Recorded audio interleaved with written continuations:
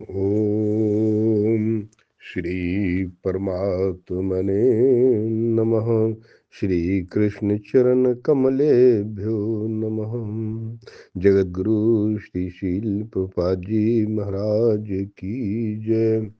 सहयज्ञाः प्रज्ञाः सृष्ट्वा पुर उवाच प्रजापतिः अनेन प्रसविष्यध्येय मेष वो अस्तितुष्ट कामधुक।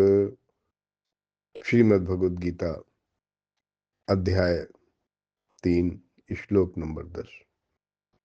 सह यज्ञ सहित प्रज्ञा प्रज्ञा को रच सृष्टा मने रच कर पुर उवाच प्रजापति ही। पुर उवाच प्रजापति प्रजापति ब्रह्मा ने कहा। उवाच मने कहा। अनेन प्रश विद्य धेमेश।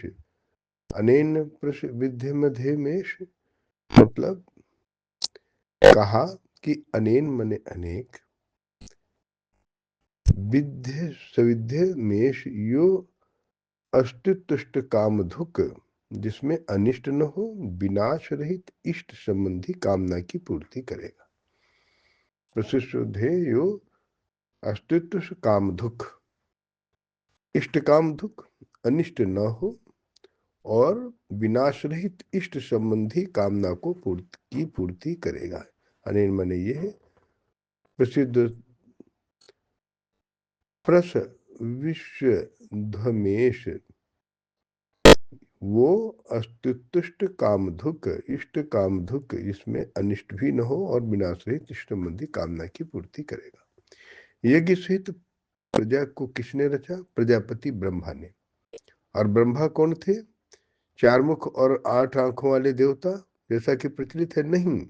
श्री कृष्ण के अनुसार देवता नाम की कोई अलग सत्ता है ही नहीं। फिर प्रजापति कौन है? जिसने प्रजा के मूल उद्गम परमात्मा में प्रवेश पा लिया है वह प्रजापति है। वह महापुरुष प्रजापति है, उसकी बुद्धि ही ब्रह्मा है। रामचरितमानस में कहा है अहंकार शिव बुद्धि अज मनसि चित्त महान। उस समय बुद्धि यंत्र मात्र होती है, उस पुरुष की वाणी में परमात्मा ही बोलता है। अहंकार शिव बुद्धि अज मन ससि चित्त महान। भजन की वास्तविक क्रिया प्रारंभ हो जाने पर बुद्धि का लगातार उत्तरोत्तर उत्थान होता है। प्रारंभ में ये बुद्धि ब्रह्म विद्या से संयुक्त होने के कारण ब्रह्मविद कही जाती है। क्रमशः विकारों का समन होने पर ब्रह्म विद्या में श्रेष्ठ होने पर वह ब्रह्म विद्वर कही जाती है। उत्थान और सूक्ष्म हो जाने पर बुद्धि की अवस्था विकसित हो जाती है महाराज। और तब वो उसे क्या कहते हैं? ब्रह्म विदोरियान। उस अवस्था में ब्रह्म विद्वता पुरुष दूसरों को भी उत्थान मार्ग पर ले जाने का अधिकार प्राप्त कर लेता है। बुद्धि की पराकाष्ठा है ब्रह्म विदृष्ट, अर्थात ब्रह्मविद की वह अवस्था जिसमें इष्ट प्रवाहित है। ऐसी स्थिति वाले महापुरुष प्रजा के मूल उद्गम परमात्मा में प्रविष्ट और स्थित रहते हैं। प्रविष्ट हो जाते हैं ईश्वर में, उसी में स्थित हो जाते हैं। ऐसे महापुरुषों की बुद्धि मात्र एक यंत्र है। बुद्धि कुछ नहीं है महाराज, एक यंत्र है, एक मशीन है। यही प्रजापति कहलाते। वे प्रकृति के द्वंद्व का विश्लेषण कर आराधना क्रिया की रचना करते हैं। यज्ञ के अनुरूप संस्कारों का देना ही प्रजा की रचना है। समाज चेत और अव्यवस्थित रहता है। सृष्टि महाराज, सृष्टि तो अनादि है, क्योंकि परमात्मा अनादि, बनाने वाला भी है। जाहि अनादि अनंत अखंड छेद अभेद सुवेद बतावे। हमारे जो संस्कार है महाराज वो पहले से ही हैं, किंतु अस्त व्यस्त हो गए, विकृत हो गए। यज्ञ के अनुरूप उन्हें ढालना ये रचना है, यही सृजन है महाराज। और ऐसे महापुरुष ने कल्प के आदि में यज्ञ सहित प्रजा की रचना की। कल्प निरोग बनाता है, वैद्य कल्प देते हैं। जैसे कोई बात हमने सुनी होगी, लोग कहते हैं हम काया कल्प कर देंगे। आयुर्वेद से कायाकल्प हो जाती है। तो ये क्षणिक शरीरों का कल्प है। वास्तविक कल्प तो तब है जब भवरोग से मुक्ति मिल जाए। आराधना का प्रारंभ इस कल्प की शुरुआत है। आराधना पूर्ण हुई तो आपका कल्प पूरा हो गया।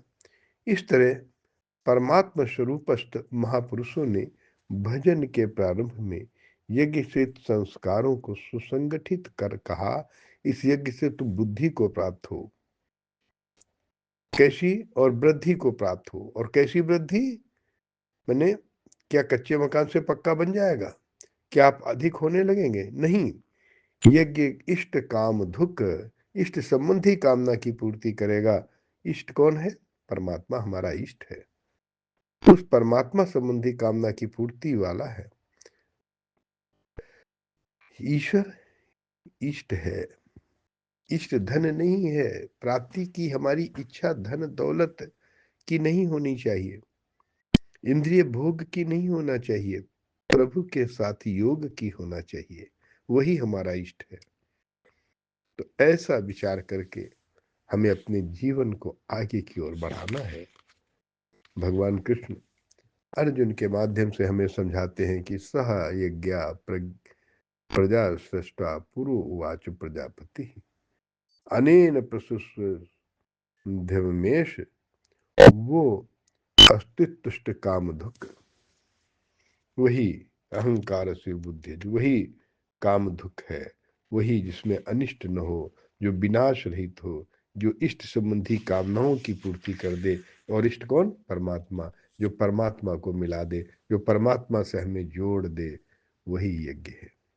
आइए परमात्मा से प्रार्थना करें कि हे परमपिता परमेश्वर, हम इतने बुद्धिमान नहीं, हम इतने मनीषी नहीं है प्रभु कि हम ऐसा यज्ञ करें कि हम आपसे जुड़ जाएं।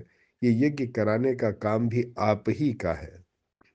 हमारी बुद्धि को ऐसा प्रेरित करो प्रभु कि हम इष्ट आपको मान करके आपसे जुड़ने का प्रयास करें, न कि इंद्रिय भोग को मान करके भोग वस्तुओं और सांसारिक सुखों को भोगने का। प्रभु सब पर कृपा करो, सबको मानसिक बल दो, मानसिक उन्नति करो, सुख शांति निरोगता प्रदान करो, सबका कल्याण करो। ओम शांति शांति शांति।